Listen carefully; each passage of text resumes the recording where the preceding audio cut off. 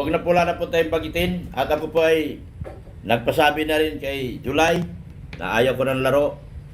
Dahil habang naglalaro tayo, nasasaktan na kayo sa laro na ginagawa ko. Hindi nyo na alam kung saan nyo ako dadainin. Sabi ko, lalo kayong nasasaktan sa akin dahil original akong taga-squatter eh. Marami akong mga salitang hindi nyo kakayanin talaga. Lalo na't kayo ay edukado. Lalo na't kayo may degree. Kaya sabi ko, pasensya na. Tapos na ang laro. Ayaw ko na sumama sa laro nyo. Kayo na lang.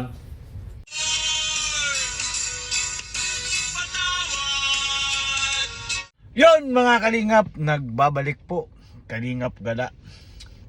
Ayun na nga. Eto po ang magandang balita, ano, mga kalingap. Si Doc Love po, humingi po ng tawad. Sa tingin nyo ba mga kalingap? Ito po, disclaimer lang to, ano?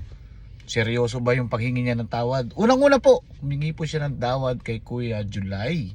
Ano po? Ito po, napakaganda po nitong ating topic na to. Kaya sana panuorin nyo hanggang dulo. Ano po, disclaimer lang. No offense at hindi po natin inaapakan ang sinumang tao dito po sa Kalingap. Ano po, kahit outside the Kalingap, ang ating po ay reaction lang at hihimay-himayin po natin. And then, at yun po, mega love shoutout kay Kuya Bal Santos Matubang, Ate The Vlog and Kalingap Rab. Nagbabalik Kalingap Gala. At sa lahat pa po ng mga hindi nakasubscribe sa ating munting channel, please subscribe po sa ating munting channel at patamsak na lang po at palike ng ating mga video na ginagawa dito po sa ating maliit na channel, Kalingap Gala. Tuloy po tayo at panoorin natin.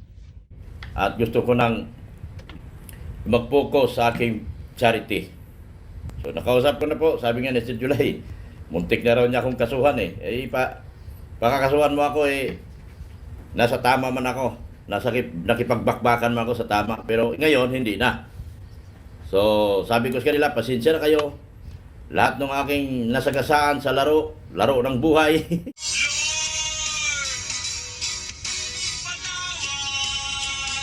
Ayun na nga mga kalingap, ano, at nakausap niya na nga po si Kuya July at humingi po siya ng pasensya o humingi ng tawad at munti ka na pong makasuhan si Doc Love. Pero sabi ni Doc Love, paano naman ako makakasuhan? Nasa tama naman ako. Disclaimer lang po ito, no? Siyempre, may kanya-kanya pong pinaglalaban, ano, ang bawat tao.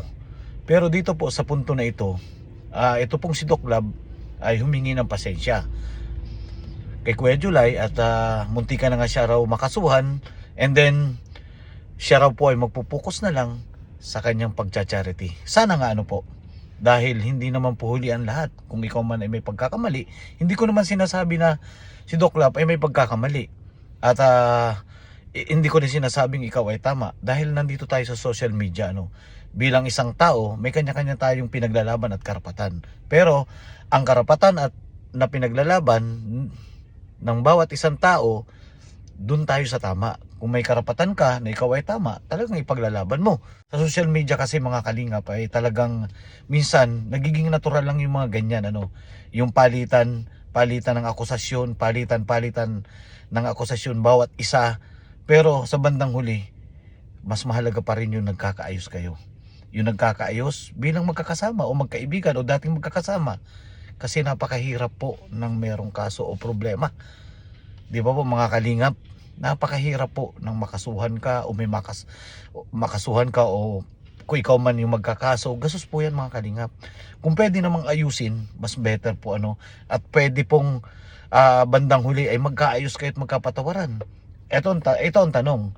Sa pag-uusap ba nila, pinatawad ba siya ni Sir July? Sila na lang po ang makakasagot nun. Kasi hindi naman natin po alam kung ano yung totoo na mga nangyari. Kung talaga bang humingi ng pasensya si Doc Love, and then nung humingi siya ng pasensya, ay pinatawad po siya ni Kuya July. Yun po. And then humingi rin po siya ng tawad, ano, sa lahat po mga kalingap. Ano po? Ang aking opinion dyan, ano po mga kalingap, depende po yan, ano, depende po sa mga pangyayari. Kung ang tao naman ay nakikita mo na sincere sa ginagawa niya, na humingi siya ng patawad or pasensya, makikita mo yan in the future kung seryoso siya. Sa akin lang, ano, bilang isang tao, natural lang po yun na talagang ikaw ay nagkakamali. Dahil hindi po tayo perfecto, mga kalingap, hindi po tayo perpekto. Kung yung computer nga nagkakamali, ang importante, kung isang tao humingi ng tawad o humingi ng kapatawaran, sino ba naman tayo? Kung ang Panginoon nga nagpapatawad, tayo pa kaya? Ano po mga kalingap, tuloy lang po tayo.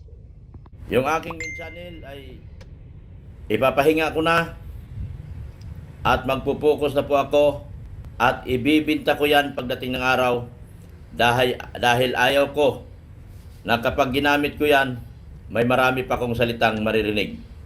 Ipapahinga niya na ang kanyang main channel, Sabi ni Doc Lab, ipapahinga niya na ang kanyang main channel para hindi na raw siya makakarinig ng mga kung ano-ano pa. Pero para sa akin mga kalingap, minsan makakapag-isip din tayo kung talaga bang ipapahinga niya yung main channel. Kasi sa dami niya ng subscriber doon. Siyempre, bilang isang tao, bilang isang reactor, bilang isang small content creator, lalo na sa aming maliliit ng channel na mga reactor dito sa Kalingap, siyempre mag-iisip ka kung talaga bang ipapahinga niya yun. So, salamat. At doon sa dati kong pinanggalingan, salamat din sa inyo. Yung main channel ko po ay ipapahinga ko na at pinag-iisipan ko na pong ibenta. Hindi ko na yan gamitin pa talaga. Iniwan ko na ng tuluyan. At ayun na nga mga kalingap, ipapahinga niya na ang kanyang main channel. At nagpasalamat siya sa dati niyang pinanggalingan, the one and only. Of course, ang kalingap na laging nandyan para tumulong sa mga kababayan natin dyan sa Dait. Ano po mga kalingap? Ibebenta na ni Doc Lab ang kanyang main channel. Doc Lab, beke naman!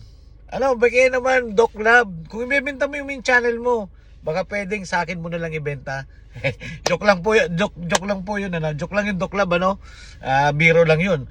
Pero kung ibebenta mo talaga, Doc Lab, yung channel mo, baka pwedeng, kung sa akin mo ibebenta, hulugan na lang, huhulugan ko unti-unti, and then kung sakasakali naman ako makakakuha ng channel mo, ano kaya magandang ipangalan mga kalingap, Kalingap Gala. Yun na yung gagawin ko may channel, Kalingap Gala by Doc Lab. Disclaimer lang mga kalingap, and then sana po nagustuhan nyo ang ating ginawang reaction video ngayon. At alam nyo naman dito sa Kalingap, hindi po natutulog kaming mga reactor. At dito po sa Kalingap, pawang katotohanan lang at serbisyong Kalingap lamang.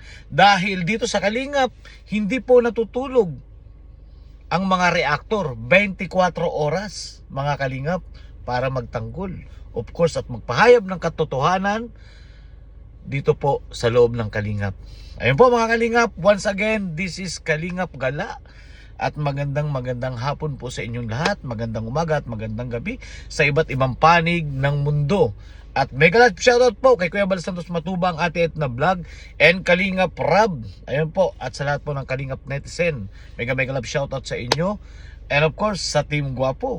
Hanggang sa muli mga Kalingap, Kalingap Gala po. Dahil ang mga reactor dito sa Kalingap ay hindi natutulog 24 oras. Bye-bye po. See you in my next vlog. Kalingap Gala. Lord, patawad.